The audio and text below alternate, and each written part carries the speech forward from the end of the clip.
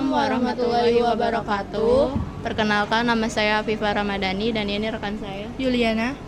Kami dari kelompok 4 ingin mewawancarai perihal Tata tertib kebersihan sekolah dan masjid di Man 1 Bekasi. Saya di sini sudah berada sama salah satu siswi di Man 1 Bekasi ini. Kak, perkenalkan diri kakak, terus kelas sama wali kelas kakak. Oke, perkenalkan, nama saya Fadla Mujadina. Saya dari kelas 12 IPA 3 yang dinaungi oleh Bu Agustin. Saya izin bertanya, menurut kakak tata tertib di Man 1 Bekasi ini sudah berjalan dengan baik atau belum ya?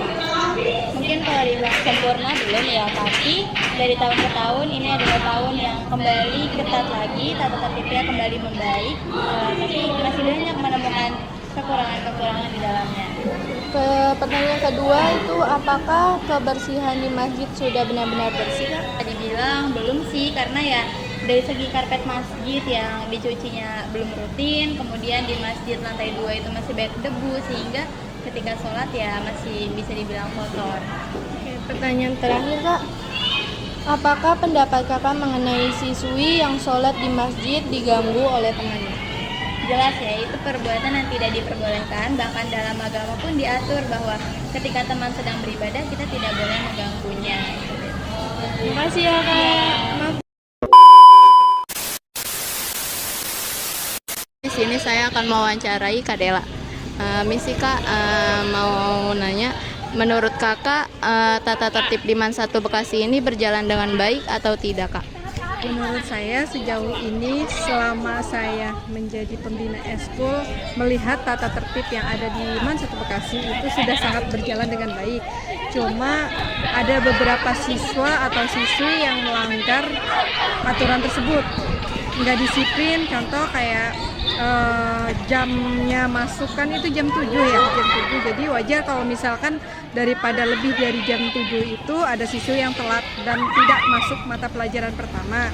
Karena itu kembali ke siswinya sendiri, siswa-siswinya sendiri, karena nggak disiplin waktunya.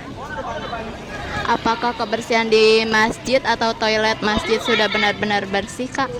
Belum, kalau di masjid sudah bersih karena memang ada kesadaran juga ya dari pihak, kayak waktu itu dari koordinator eskul yang membersihkan masjid.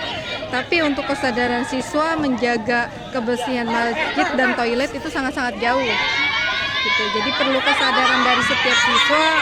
Contoh ketika habis buang air kecil atau buang air besar, siram kotoran itu sampai bersih sehingga tetap terus menjalankan kebersihan yang ada. Pendapat kakak terhadap siswi yang sedang beribadah diganggu oleh temannya yang sudah selesai beribadahnya, gimana kak itu pendapat kakak? Jadi misalkan temennya sholat diganggu gitu, pendapat saya itu sangat-sangat apa ya, mungkin niatnya bercanda sesama teman masih bisa wajar kalau bercandanya di luar lingkungan daripada ibadah. Tapi kalau misalkan ada sahabat kita, teman atau seseorang yang sedang ibadah kita ganggu, sangat nggak wajar gitu kan, karena kan itu mengganggu kehusuan seseorang untuk beribadah juga. Jadi butuh kesadaran apa sih fungsinya beribadah. Jadi masing-masing individu siswa-siswi Man 1 Bekasi harus ada kesadarannya bagaimana caranya kita menanamkan jiwa atau menanamkan kaidah beragama, beribadah seperti karena kita muslim semua gitu kan. Kayak misalkan contoh kita melihat agama lain, bahwa agama lain ketika beribadah tuh sangat-sangat khusyuk gitu kan. Karena kan mereka juga kan menekankan bahwa hubungan mereka terhadap Tuhannya itu harus benar-benar berjalan dengan baik gitu. Apalagi kita sebagai umat Islam, bahwasanya sholat itu diwajibkan bahkan setiap hari, setiap detik, dan bahkan setiap waktu kita untuk beribadah, yaitu sholat. Jadi sayang banget kalau misalkan temennya lagi sholat, lagi khusyuk diganggu gitu. Makasih Kak. Assalamualaikum warahmatullahi wabarakatuh.